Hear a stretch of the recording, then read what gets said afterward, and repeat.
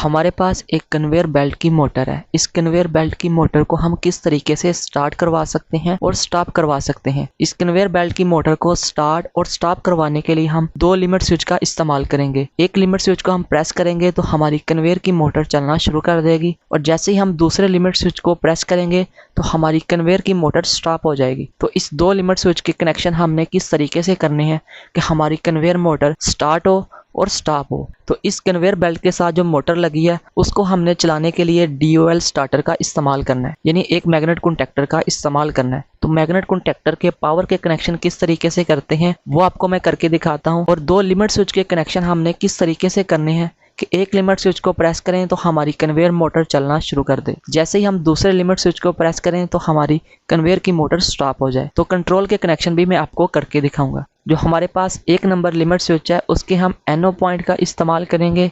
जो हमारे पास दूसरा लिमिट स्विच है उसके हम NC पॉइंट का इस्तेमाल करेंगे, यानी कि जो लिमिट स्विच हमारी कन्वेयर को स्टार्ट करेगा उसके NO पॉइंट का इस्तेमाल करेंगे, और जो लिमिट स्विच हमारी कन्वेयर को स्टॉप करेगा उसके हम NC पॉइंट का इस्तेमाल करेंगे। और कन्वेयर को स्टॉप करने के लिए हम एक सिलेक्टर स्विच का भी इस्तेमाल करेंगे। तो चलते हैं वीडियो की तरफ। तो आपको सबसे पहले पावर के कनेक्शन करके दिखाते हैं और उसके बाद कंट्रोल के कनेक्शन करके दिखाते हैं। अभी तक आपने मियां इलेक्ट्रिक यूट्यूब चैनल को सब्सक्राइब नहीं किया तो चैनल को लाजमी सब्सक्राइब कीजिए और साथ में बेल नोटिफिकेशन को प्रेस कीजिए ताकि आने वाली नई वीडियो की अपडेट आपको सबसे पहले मिल सके।